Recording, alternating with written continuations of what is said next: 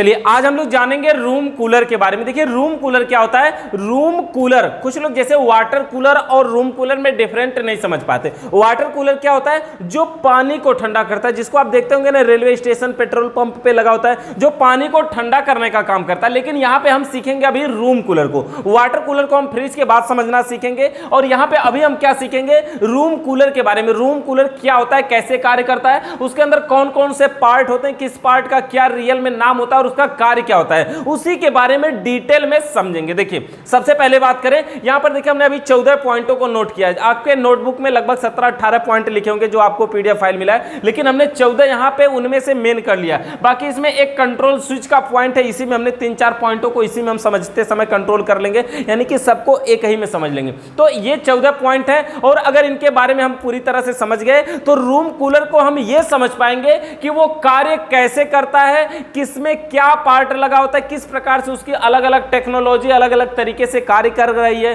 Room cooler में और नए नए फीचर्स इस टाइम में क्या आ रहे हैं, उसी के बारे में हम यहाँ पे डिटेल में समझेंगे। देखिए सबसे पहले बात करें, सबसे पहला पॉइंट हमारा ये रूम कूलर का संपूर्ण यहाँ पे हमने बॉडी बनाया है, ये रूम कूलर की बॉडी, और सबसे पहला भाग इसमें हमने विस्तृत किया है। सबसे पहले नंबर पे क्या लिखा है, स्टैंड। क्या लिखा है, स्टैंड। स्टैंड क्या होता है, रूम कूलर को देखिए ये स्टैंड लगा है ना नीचे, स्टैंड हर चीज में एक महत्वपूर्ण होता है ना। बाइक में स्टैंड ना हो तो लेके बाहर ही जाएंगे ना, इसे गिर ही जाएंगे मतलब, तो स्टैंड बहुत महत्वपूर्ण चीज होता है। तो उसी तरह से रूम कूलर के अंदर भी स्टैंड होता है। अब रूम कूलर में स्टैंड लगा होगा तभी तो हमें ठंडी हवा मिल पाएगी। अब सोचिए कि जमीन पे कूलर रख दें, आज सोए हो चौकी पे, हवा मिल पाएगी? तब तो आपको नीचे ऐसे बैठना पड़ेगा ना, तब जाकर के हवा लगेगी। मतलब अगर कूलर जो हवा दे रहा है और वो जमीन पे चल रहा है और आप ऊंचाई पे बैठे हैं तो हवा नहीं लग पाएगी, पहली बात। दूसरी बात, अगर कूलर को एक जगह से दूसरी जगह लेके जाना हो तब तक घर की औरतें उसको उठा ही नहीं पाएंगी ना, इतना वो भारी रहेगा कि उसको उठा ही नहीं पाएंगे। छूने में भी उनको डर लगेगा ना कि कितना भारी, हम कैसे इसको उठा करके ले जाए। तो रूम कूलर में क्या होता है, अब पहिया लगा दिया गया। क्या लगा दिया गया, पहिया। अब यही देखिए टेक्नोलॉजी यानी लोगों की समस्या को समझते हुए बढ़ाया जा रहा है। पहले तो रूम कूलर को कोई बात नहीं है, कूलर तो था ही नहीं, हम लोग तो फराठा पंखा में गुजारा कर लेते थे। अब आ गया ये कूलर। कूलर में लगा सबसे पहला भाग स्टैंड। स्टैंड क्या होता है, एक तो रूम कूलर को उचित ऊंचाई पे बनाए रखता है, मतलब जितना हमें चाहिए, और जस्ट सामने सामने हवा आनी चाहिए, आमने सामने, तब बढ़िया हवा मानेंगे कि हाँ हवा आ रही है। अब नीचे से हवा मार रहा है, पता नहीं चल रहा है हवा किधर जा रही है, या तो उधर मेज ब्रेंच पे रख करके रखिए तो सही से एडजस्ट नहीं होता है, टेढ़ा सीधा इधर उधर डुगुर डुगुर करता है ना, समझ रहे हैं ना, तो वो हिलने लगता है। लेकिन यहां पर देखिए ये रूम कूलर का पॉइंट, यहां पे ये क्या है, पहिया लगा। इसमें क्या है, गड़ारी, जिसको बोलते हैं ना बचपन में, ये गड़ारी मतलब पहिया। मतलब रूम कूलर को एक स्थान से दूसरे स्थान तक आसानी से लेके जा सकते हैं इस पहिया के द्वारा। यानी कि स्टैंड जो होता है ये रूम कूलर में महत्वपूर्ण दो भूमिका निभाता है। पहला तो इसको एक स्थान से दूसरे स्थान पे लेके जाने में आसानी होती है, दूसरा यह एक उचित ऊंचाई बनाए रखता है। मतलब हमें कितने ऊंचाई पे हवा चाहिए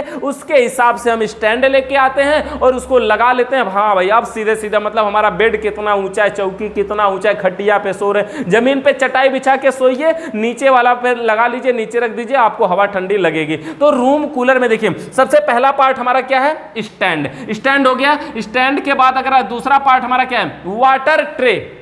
वाटर ट्रे नाम से पता चल रहा है ना, वाटर मतलब क्या होता है, वाटर मतलब पानी। तो वाटर ट्रे यानी जिस ट्रे में पानी रहता है उसे वाटर ट्रे बोलते हैं। सिंपल सी बात है ना, कि जिस ट्रे में पानी रहता है यानी इकट्ठा किया जाता है, यानी वाटर कूलर के जिस भाग में सुव्यवस्थित तरीके से, बढ़िया तरीके से पानी को इकट्ठा किया जाता है उसे वाटर ट्रे बोलते हैं।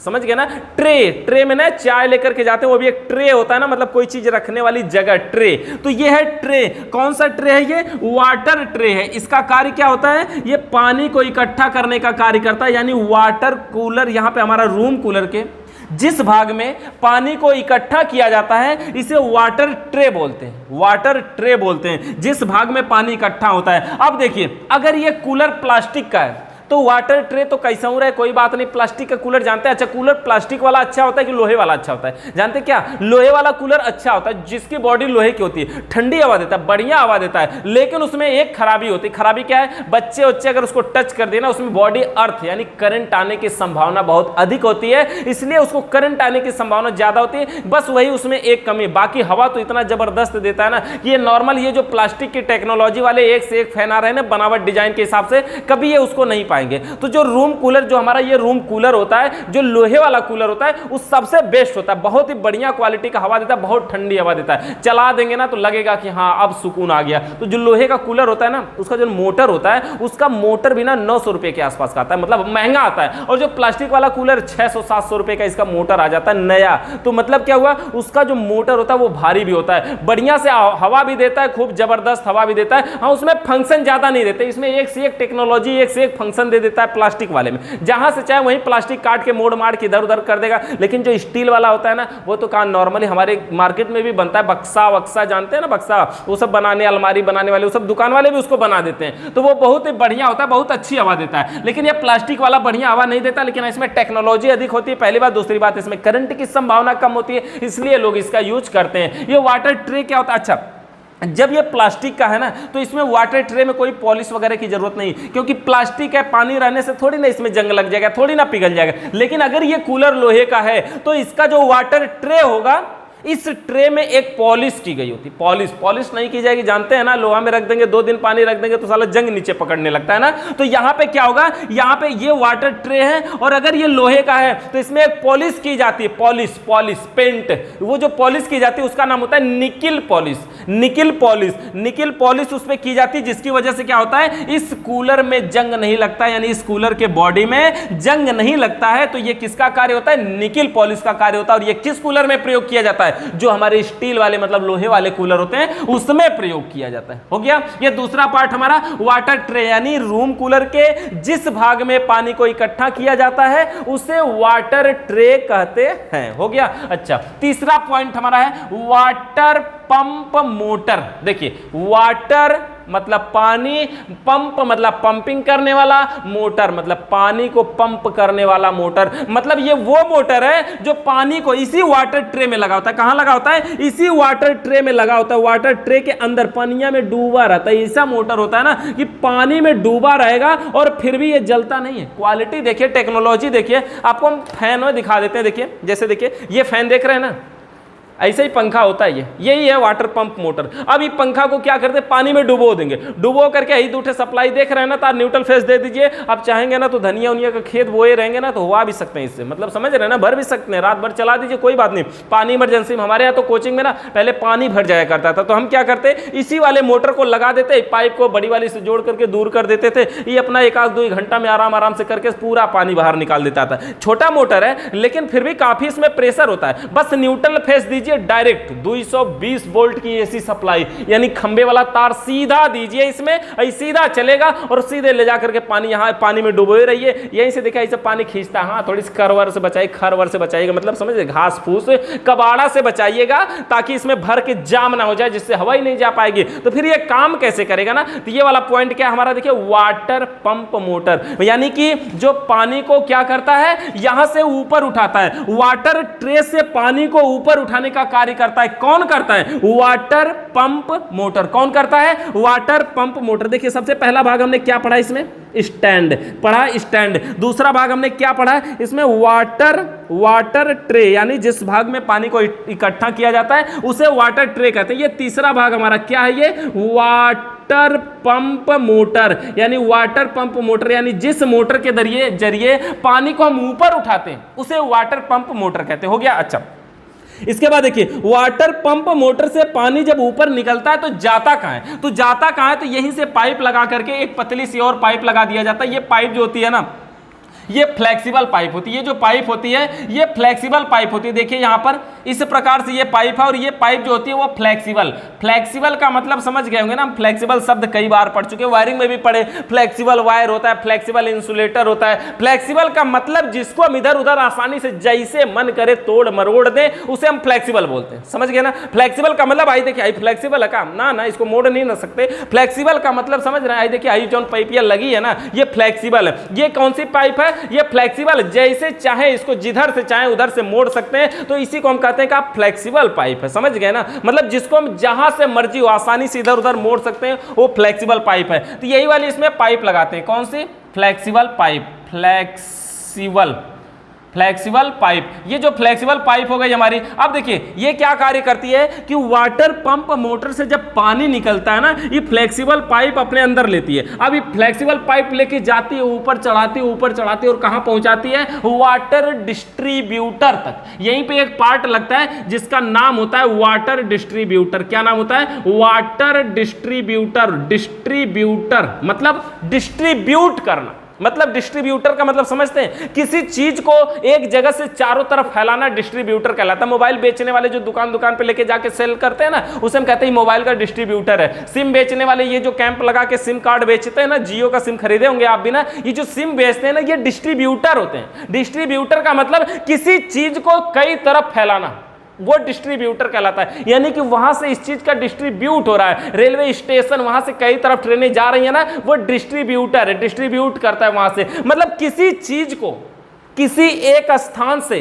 कई तरफ फैलाना डिस्ट्रीब्यूट कहलाता है। अगर कोई व्यक्ति फैलाता है तो उसे हम डिस्ट्रीब्यूटर बोलते हैं। मतलब जो फैलाता है उसे डिस्ट्रीब्यूटर बोलते हैं, समझ गया ना? जो फैलाता है उसे डिस्ट्रीब्यूटर बोलते हैं। तो ये क्या हमारा है? ये वाटर डिस्ट्रीब्यूटर पानी को कहां फैलाता है? ये पानी को तीन तरफ फैलाने का कार्य करता है। एक तरफ से लेता है और तीन तरफ से निकालता है। तीन तरफ से पानी निकल के जाता कहां है? एक ठे जाएगा दाहिने, एक ठे जाएगा बाएं और एक ठे जाएगा पीछे। कूलर में देखते हैं ना, पानी तीन तरफ गिरता है, एक तो दाहिने गिरेगा, एक तो बाएं गिरेगा और तीसरा पीछे गिरेगा। आगे तो नहीं ना गिरता है, आगे तो क्या होता है? पंखा चलता है ना, आगे नहीं गिरता है। या तो दाहिने गिरता है, बाएं गिरता है और पीछे गिरता है, तीनों तरफ गिरता है। देखिए जैसे अगर हमने इस मोटर में आपको दिखाएं तो सबसे पहले ये मोटर है, मोटर फ्लेक्सिबल पाइप के द्वारा देखिए पानी यहां तक पहुंचा है। यहां पर देखिए एक वाटर डिस्ट्रीब्यूटर लगा, ये प्लास्टिक देख रहे हैं ना, ये एक से इन हुआ है, इसमें तीन ठे आउट हो रहा है, तीन तरफ जाने के लिए, है ना। और ये तीनों देखिए देख रहे हैं ना, ये तीनों बड़ी बड़ी पाइपें हैं, ये तीनों निकल के कहां जाती हैं? ये तीनों जाती हैं हमारे साइड कवर में। अभी हम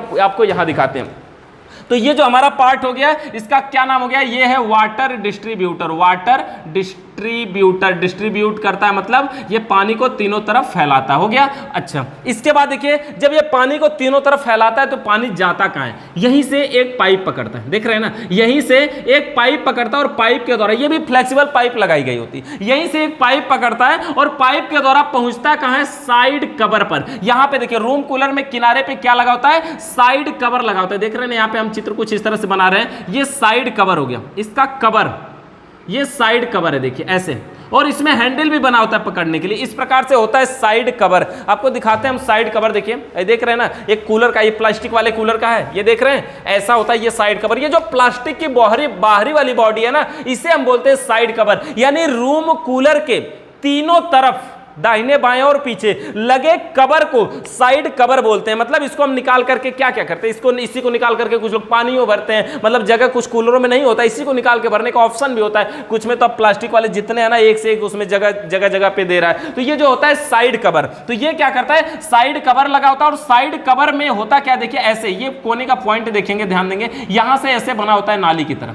अब जब ये पानी उसमें गिरता है ना, तो ये उसी नाली में गिरता है, उसी नाली में गिरता है। और नाली में गिरने के बाद इसमें क्या होता है? एक छोटा छोटा छिद्र बना होता है, छोटा छोटा छिद्र बना होता है। मतलब पानी एक जगह से गिरा, अब ये कई छिद्रों में क्या होगा? बंट जाएगा। एक कई जगह से नीचे आएगा तो क्या होगा? कूलर में कोनो एक कोने से पानी गिरेगा और कोने और पानी नहीं जाएगा, ठंडा करेगा नहीं करेगा ना, तो ये पानी कई छिद्रों में बंट जाता है। और इस साइड कवर के अंदर देखिए, वाटर ट्रे के बाद फ्लेक्सिबल पाइप, वाटर डिस्ट्रीब्यूटर हो गया हमारा, और साइड कवर। साइड कवर के अंदर लगा होता है हमारा कूलिंग पैड। क्या लगा होता है? Cooling pad. कूलिंग पैड मतलब घास की गद्दी है, देख रहे हैं ना, जो गद्दियां है घास की, 50 रुपये में मिल जाती है तीनों, 60 रुपये 100 रुपये में भी तीनों मिल जाती है, अलग अलग क्वालिटी की होती है ये। तो अब तो ये घास की गद्दी दूसरे तरह की आ रही है, कागज की भी बनी आ रही है चाइना वाली, लेकिन जितना बढ़िया ये काम करेगी ना, उतनी बढ़िया वो वाली कागज वाली काम नहीं करती है। तो ये होता है हमारा कूलिंग पैड, इसको हम बोलते हैं कूलिंग पैड। नाम से तो ऐसा लग रहा है ना कोई बहुत बड़ी चीज है, कूलिंग पैड मतलब है, लेकिन क्या ये घास की गद्दी। कूलिंग पैड का कार्य क्या होता है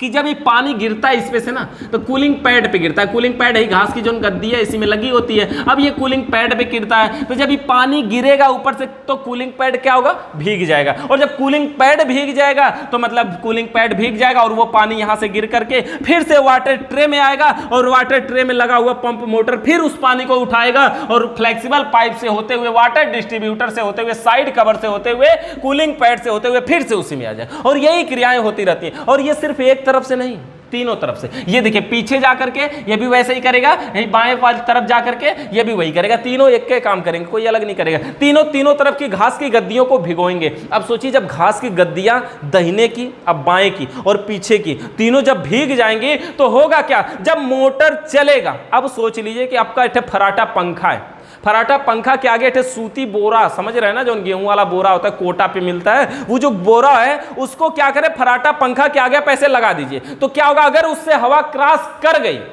तो जो हवा निकलेगी वो ठंडी निकलेगी कि गर्म निकलेगी, ठंडी निकलेगी ना। एसी भी तो हमारी इसी सिद्धांतों पे कार्य करती है कि पाइपें ठंडी होती है, हवा टकरा के जब मारती है तो हवा ठंडी बन के निकलती, इसी सिद्धांतों पे कार्य करती है। उसी तरह से हमारा पंखा भी तो ठंडा कर सकता है, एसी ठंडा कर सकती है तो पंखा क्यों नहीं करेगा, वो भी तो कर सकता है ना। तो वो भी तो इलेक्ट्रिक मशीन है ना, उसकी भी तो कोई इज्जत है, समझ रहे हैं ना। मतलब वो जो कूलिंग पैड है, मतलब ये घास की गद्दी जब भीगी रहेगी, हवा जब ये खींचता है तो ये फेंकता है, तो वो कूलिंग पैड से हवा हो करके अंदर आती है, जिसकी वजह से जो हमें हवा मिलती है वो ठंडी मिलती है। तो कूलिंग पैड तीनों तरफ हो गया। उसके बाद है विद्युत मोटर, मेन चीज तो यही है हमारा विद्युत मोटर।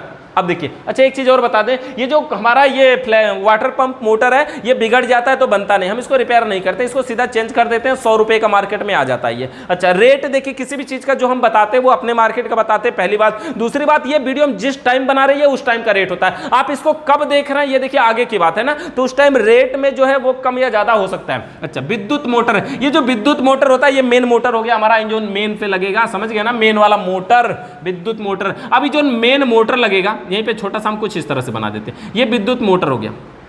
ये मोटर हमारा होता क्या है, 1/4, 1/6, 1/8 HP का हो सकता है, इतने HP में ये लगभग होता है। और ये जो फैन का मोटर होता है देखिए, ये हमारे 24 स्लॉट में भी होता है और 36 स्लॉट में भी होता है। और ये मोटर का सप्लाई और इसकी बाइंडिंग करना भी हम इसको सीखेंगे। अभी ये समझिए, ये एक विद्युत मोटर होता है और ये मोटर में जब हम पावर देते हैं, जब हम इसकी वायरिंग कंप्लीट कर लेते हैं, जब इसमें न्यूट्रल और फेज की सप्लाई पहुंचती है तो ये मोटर चलता है, और मोटर चलेगा तो पत्ती चलेगी तो हवा चलेगा। अच्छा मोटर के बाद अगला पार्ट इसमें हमारा है ब्लोअर फैन, और वो जो ब्लोअर फैन है वो इसी पे लगा होता है, ब्लोअर फैन। अब देखिए ये मोटर तो ढक गया, इसके ऊपर क्या लगा होता है, ब्लोअर फैन। ब्लोअर फैन मतलब है जो समझ रहे हैं ना, ब्लोअर फैन का मतलब क्या हो गया, जो इसमें पत्ती लगती है, ये वाली पत्ती, फराटा फैन में ये पत्ती लगती है ना कूलर में, ये जो पत्ती लगती है इसको हम बोलते हैं ब्लोअर फैन। अब देखिए ये वाली, देख रहे हैं ना 5 पत्ती दिख रही है, ये प्लास्टिक वाले कूलर की है, लोहे वाले कूलर में लोहे की पत्ती होती है। एक चीज और, अगर किसी कूलर में अगर कुछ प्लास्टिक का कूलर है या किसी कूलर में पहले से प्लास्टिक की पत्ती लगी है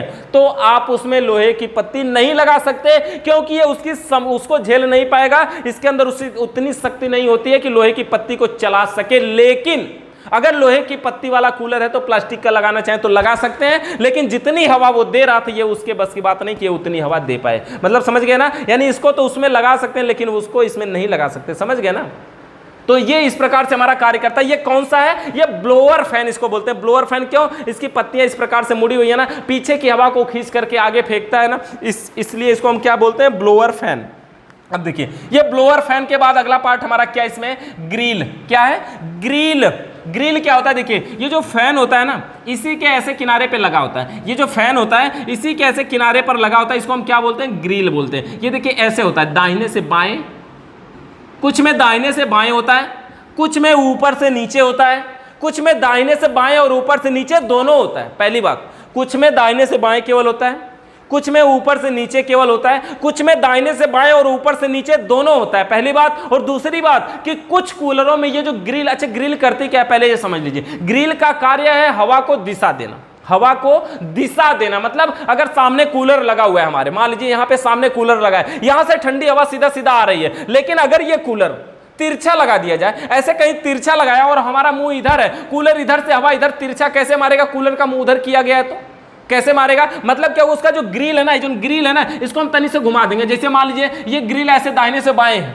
और हम हैं ऐसे नीचे, इतने नीचे पड़ रहे हैं। अब अगर कूलर को हम चालू कर दें, कूलर को चालू करेंगे तो नीचे हवा मारेगा, नहीं ना मारेगा। ये जो ग्रिल है ना ये कुछ हवा को दिशा देती है, इसको ऐसे नीचे ऊपर करने वाला रहेगा, हाथों यहीं पे कोड ऐसे बना रहेगा ना, इसको नीचे दबा देंगे ना तो ऐसे अब नीचे हवा मारेगा, इसको ऊपर उठा देंगे तो ऊपर हवा मारेगा, इसको सीधा कर देंगे तो सीधा हवा मारेगा। मतलब ब्लोअर फैन से निकलने वाली हवा को दिशा देने का कार्य करता है कौन, हमारा ब्लोअर फैन। समझ गया ना। Blower fan, sorry, blower fan से निकलने वाली हवा को दिशा देने का कार्य करता है कौन? ग्रिल।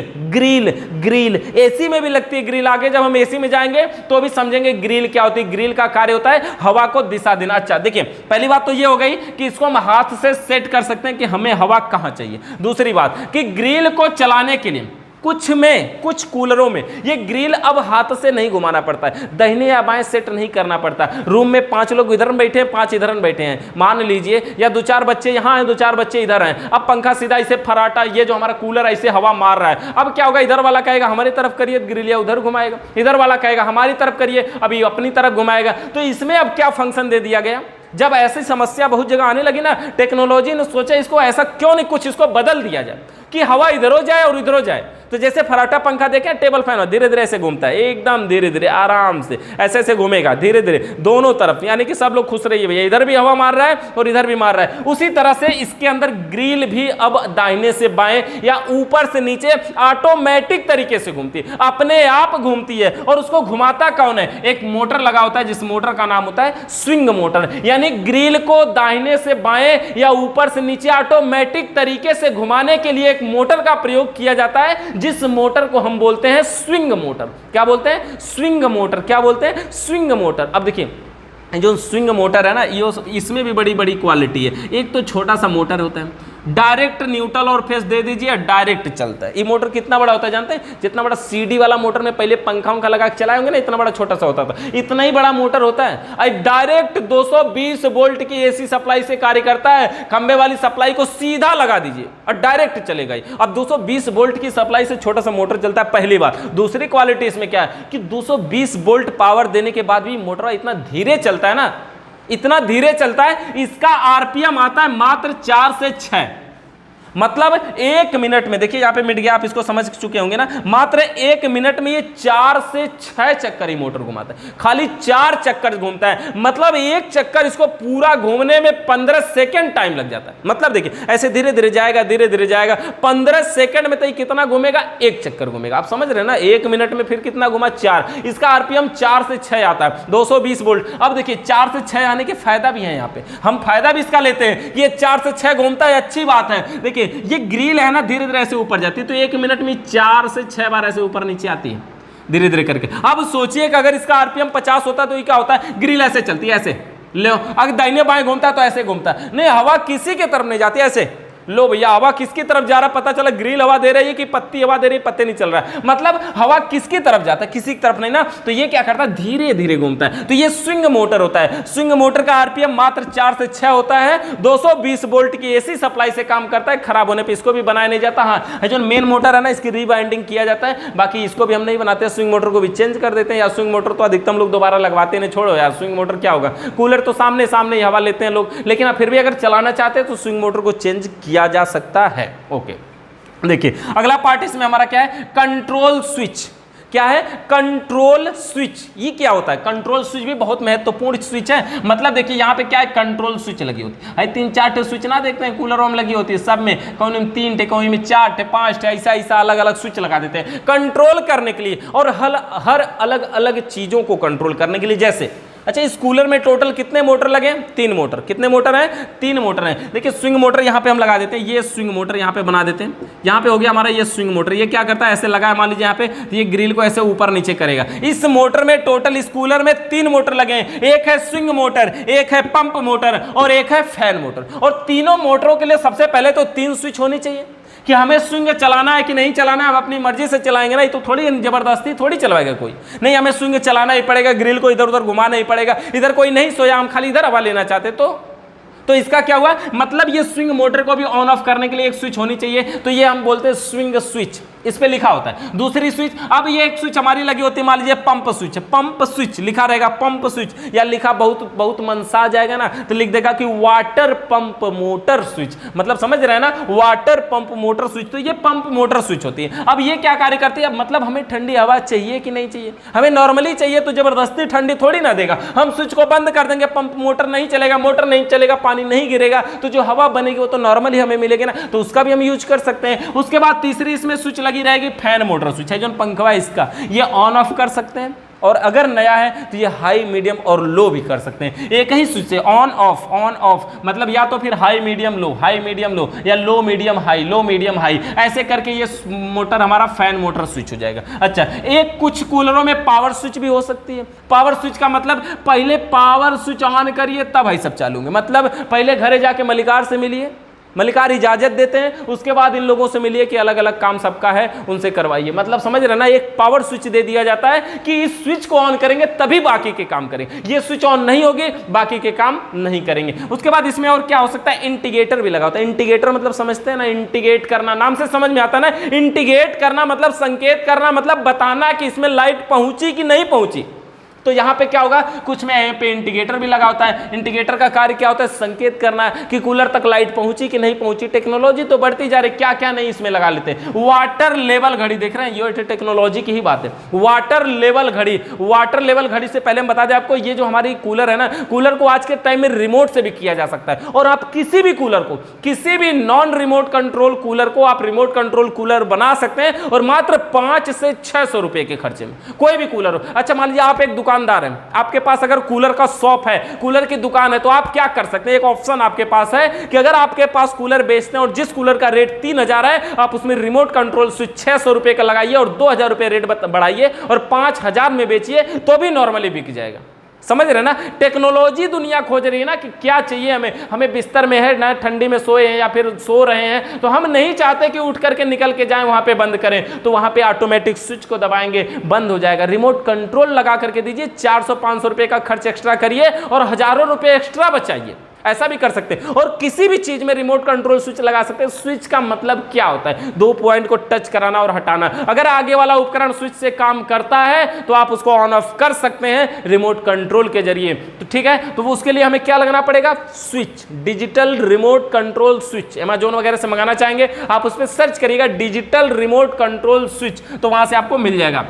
अब देखिए, ये हो गया हमारा फैन मोटर। अच्छा, वाटर लेवल घड़ी की बात करें, वाटर लेवल घड़ी क्या होती है, ये बताती है कि इसमें पानी कितना है कि नहीं है। अब समझ रहे हैं ना, देहाती के लोग नहीं है, शहर वाले लोग हैं, CBSE बोर्ड वाले। इसमें क्या होता है, इसमें ये नहीं पता चल पाता कि पानी है कि नहीं, इनको देख नहीं सकते, इनको घड़ी चाहिए, इनको इशारा चाहिए कि बताइए, घड़ी बतानी चाहिए कि पानी है कि नहीं है। तो ये घड़ी जो बताती है ना, तो इसको भी दुनिया ने, जैसे ना जब इन लोगों ने मांग किया कि हमको घड़ी चाहिए, हम पानी देख नहीं पाते, पानी खत्म हो गया कि है, तो इसके लिए क्या किया गया, टेक्नोलॉजी लगा के इनको बहका दिया गया। कैसे बहकाया गया, देखो यहाँ पे सबसे पहले एक घड़ी लगा दिया गया, यहाँ पे लिखा गया इसमें 1, अच्छा नहीं 0 मान ली, यहाँ पे लिख दिया गया 0 के बाद लिखा 5, 10, 15, 20 मान लीजिए, ऐसे लिखा गया। यानी कि अगर ये सुई 0 पे है तो पानी इसमें कितना है, 0 है, मतलब नहीं है। अच्छा, अगर 5 लीटर है तो कैसे ये आगे बढ़ती थी।